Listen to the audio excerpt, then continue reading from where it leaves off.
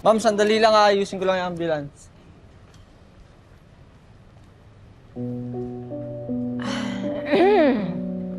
Paano ba yan, Levi?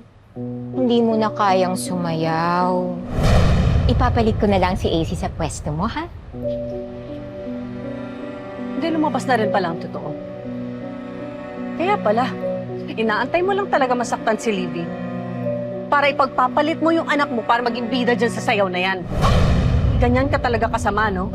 Bakit mo sa akin sinisisi yung katangahan ng anak mo? Katangahan ng anak ko? Talaga, ate? Ganyan kasama yung ugali mo? Talaga? Ano? Dahil nagkaanak kami ni Roger? Ha? Aminin mo! Huwag mong mabanggit-banggit dito ang pangalan ng hayop na asawa mo na matagal nang inuuod sa lupa. Yun na nga, ate. Ang tagal-tagal na nun. Pero hanggang ngayon galit na galit ka pa rin. Bakit? Ha? Hindi ko siya inagaw sa'yo. Ambisyosa ka.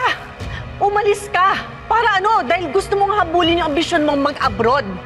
Di ba?